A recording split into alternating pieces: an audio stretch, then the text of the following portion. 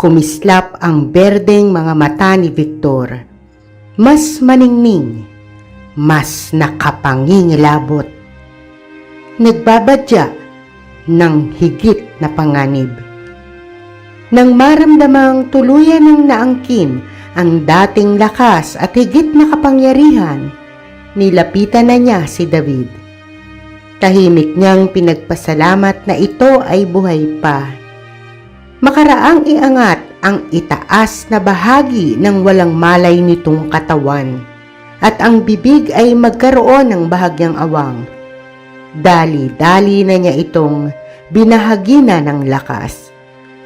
Umigtad ang katawan ni David kasunod ng pagdilat, bagaman tila wala pa ring muwang sa mga nagaganap.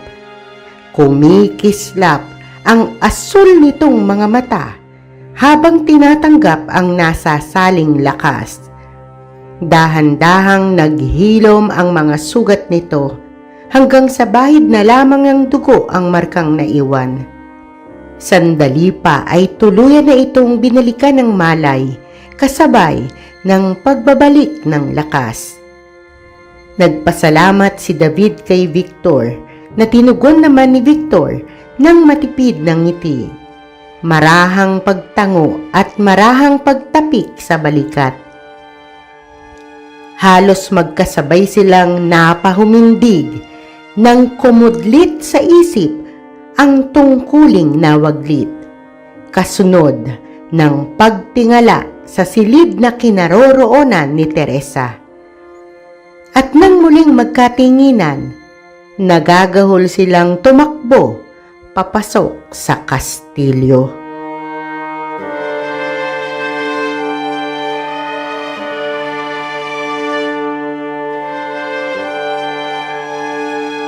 Dire-diretso si David sa pag-akyat sa hagdan, habang si Victor ay natitigilan dahil sa naulinigang tinig na tumawag sa kanyang pangalan. Napahinto siya at mistulang napako ang mga paa sa kinatatayuan. Nakikiramdam na waring hinihintay muling marinig ang pamilyar na tinig na tumawag. Tinig na libo-libong taon man ang lumipas, ay kilalang kilala niya pa rin kung sino ang nagmamay-ari. Victor! Mabilis niyang nilinga ang madilim na bahagi ng kastilyo kung saan nagmula ang tinig. Halos pigil ang hininga habang iniisip kung hindi ba pinaglalaruan lang ng pandinig. Nandilat ang kanyang mga mata at ang bibig ay bahagyang nagkaawang ng maaninag na may gumagalaw sa bahaging iyon. Nagsimulang manlambot ang kanyang mga tuhod. Nanginig, lumarawan sa kanyang mukha ang magkahalong emosyon habang titig na titig sa dalawang nilalang na iniluluwa ng dilim. Nang tuluyang mahantad sa kanya ang mukha ng mga ito, gumuhit sa kanyang bibig ang napakatamis ng ngiti habang ang luha sa mga mata ay nangingilid. Ina, Ama, sambit niya habang ang luha ay namamalibis na sa magkabilang pisngi. Puno ng galak ang kanyang tinig.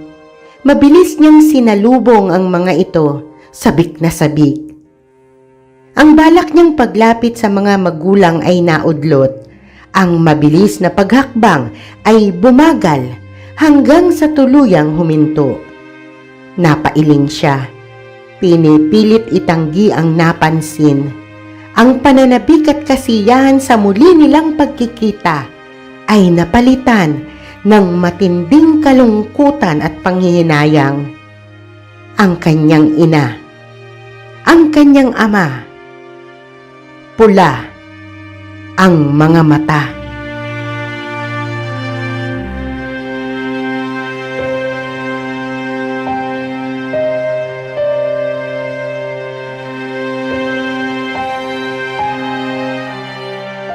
Napaunat siya sa pagkakatayo ng manlisik ang mga mata ng ama at ina.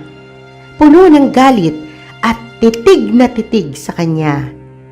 At sa kanyang sasandaling pagkurap, sumusugod na ang mga ito palapit sa kanya. Nakatutulig na sampal mula sa inang unang nakalapit ang halos nagpabiling sa kanyang mukha.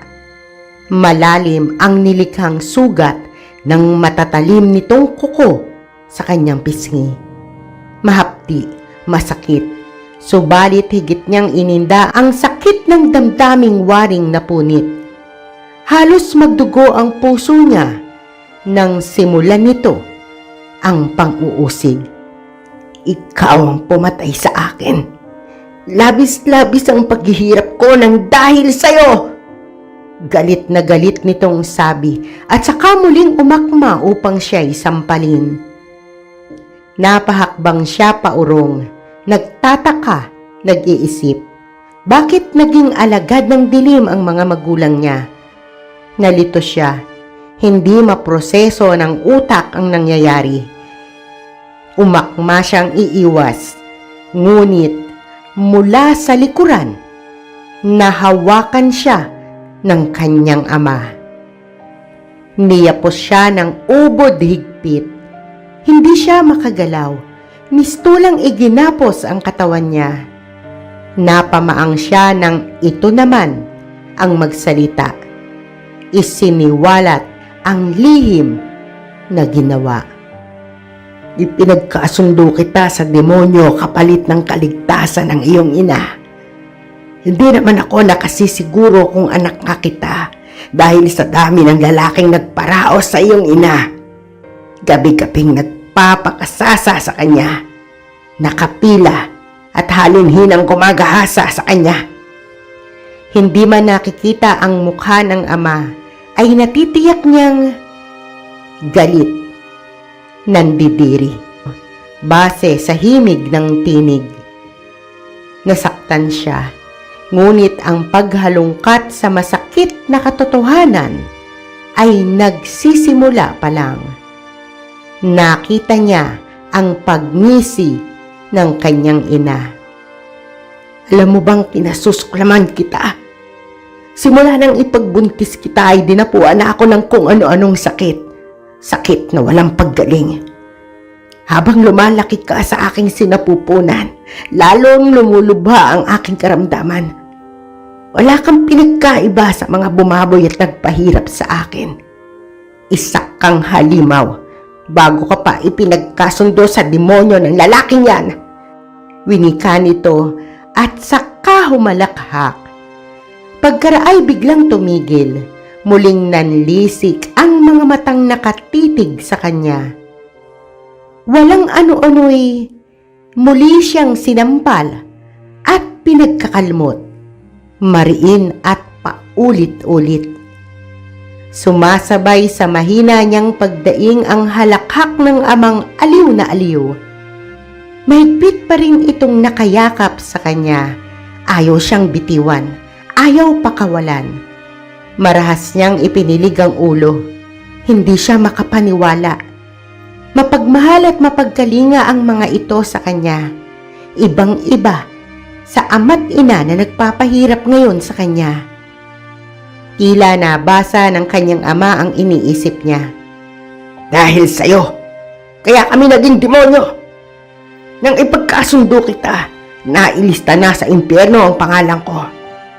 Pumatay din ako.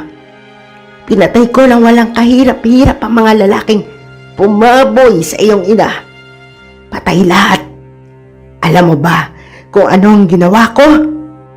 Nangingiting sabi ng kanyang ama. Mistulang baliw, hangang-hanga sa sarili. Natatawa nitong dinugtungan ang sinasabi. Nilagyan ko ng laso ng tubig sa mga banga. Kaya lahat ng uminom ay nalason at namatay. Lahat, Victor. Wala akong itinira. Bata man o matanda. Babae at lalaki. Inosente man o may atraso sa akin. Tama lang yon sa kanila. Mula pagkabata ay alipin na ang turing nila sa akin. Hinahamak, pinaglalaruan. Mainam pa ang hayop, inaalagaan, pinakakain. Samantalang ako, sagad sa hirap at gutom. Wala silang awa. Hindi sila marunong maawa.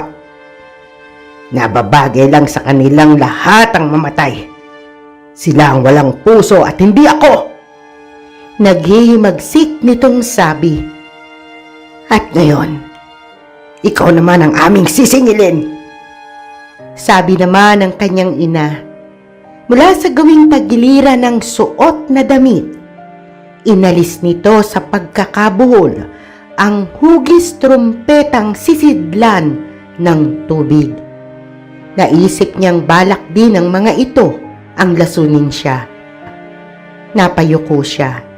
Kung gugustuhin, kayang-kaya niyang patayin ang mga ito, ngunit hindi niya magagawa.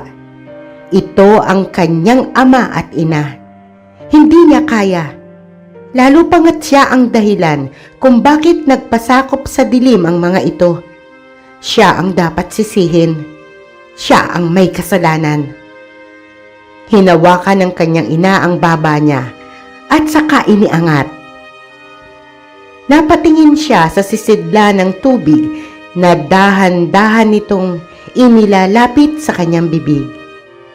Walang anumang uri ng lason ang makapapatay sa kanya. Ngunit, natatakot siya. Gustong maghiganti ng mga ito. Kamatayan niya ang gusto.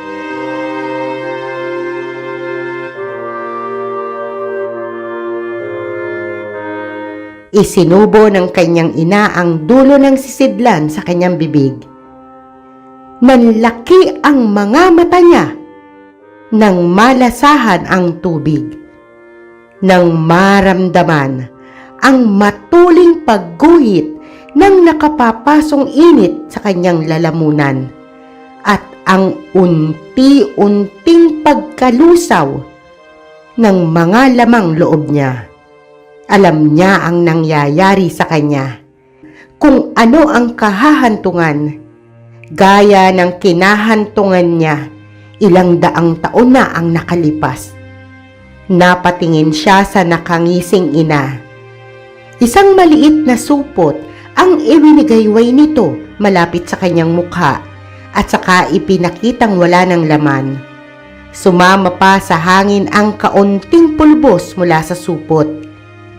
Isinenyas din nito ang sisidla ng tubig, katumbas ng mga salitang, naihalo na ang pulbos sa ininom niyang tubig.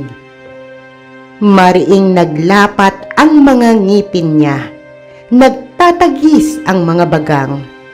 Hindi siya maaaring magkamali. Mula sa buto ang pulbos. Mula sa buto ng Phoenix.